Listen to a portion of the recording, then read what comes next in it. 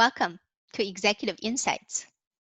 In this episode, I spoke with Ian Sinclair, the newly appointed Chief Technology Officer with Hitachi Vantara, Canada.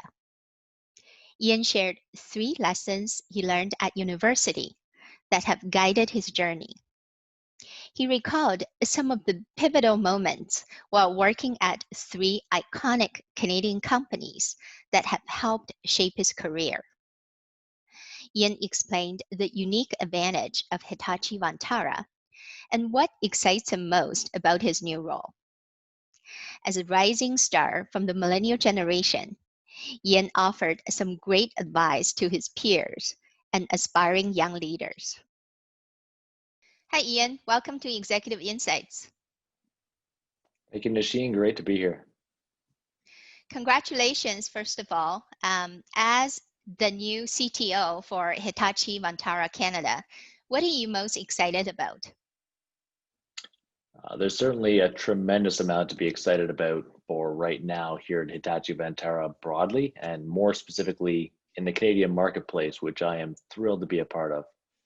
First and foremost has to be the incredible Canadian team from front of the house leadership with Marcella Scorzio, Canada Regions GM, to technical pre-sales, services delivery, and through to support. It is an incredibly strong, tight-knit team, which is only being bolstered by the new broader leadership under Gajen and the consolidation of Hitachi brand under the Vantara name to round out and strengthen our digital and data capabilities. What this means to our customers and your community is that we're able to affect now a broader portfolio of the entire supply chain of both informational and operational technologies, bringing together the capabilities and the interconnections between them to solve customer solution sets more rapidly and quickly. And in an earlier conversation, you mentioned 3 lessons since your university days that have guided your journey. Can you elaborate on that? Absolutely, and definitely I would encourage anyone who hasn't read my blog on the subject to do so. Leave your comments and experiences there, but in brief, the core of what's guided me throughout my career comes down to, number 1, putting first things first.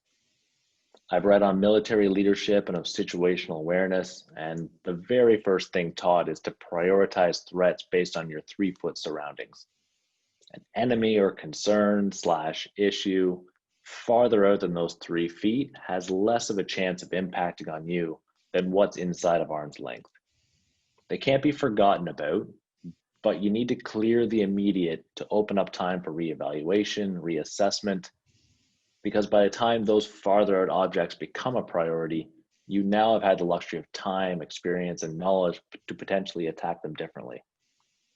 Number 2, any job worth doing is one worth doing extremely well, especially now in the digital era where everything we do is documented and recorded for the ages, and all of our work seemingly has a tendency to linger on and persevere. It's amazing the amount of times that we'll come back to a presentation of mine that's been recycled, or in talking with a past colleague about work that was believed to be a one-off stopgap at the time is still serving a need and still functioning to this day.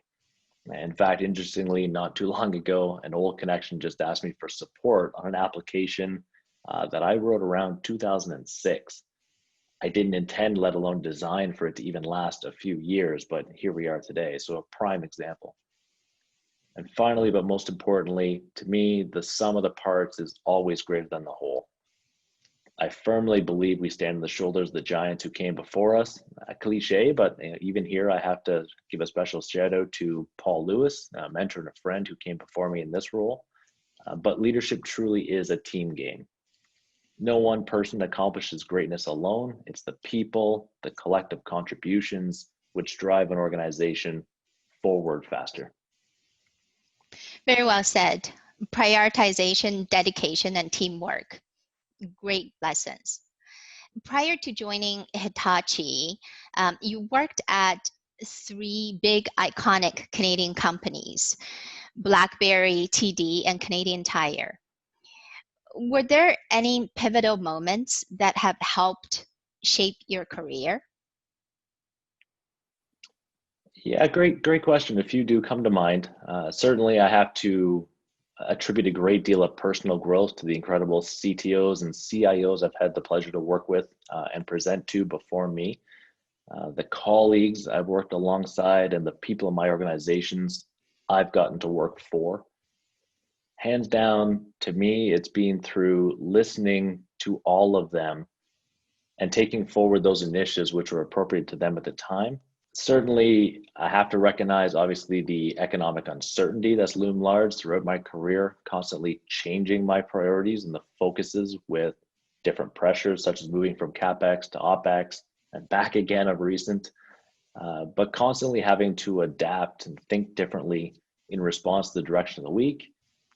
Then, of course, I think lastly, pivotal moments have always come out through new innovations as well, new technologies from cloud computing to agile, Kubernetes and serverless capabilities. And really, I think we're at the tip of the iceberg in terms of starting to break the boundaries of Moore's law and the incredible pace and rate of innovation and change to here to come. And now you're writing a brand new chapter in your career. And, when people think about Hitachi, trains, TV, machines, and medical devices all come to mind. How does Hitachi Vantara, the technology arm of the big Hitachi brand, come into play? And why should a CIO care? Right, and absolutely, we are in all of those fields and more.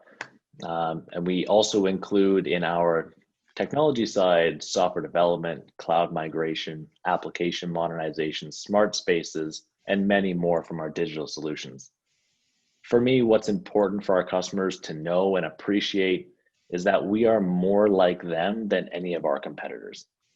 With Hitachi Vantara making up 10% of the overall $100 billion Hitachi Limited, we operate across most of the verticals of our customers through our support of our own sister business units and that of over 800 customers fully managed IT services, ranging the entire broad spectrum of IT.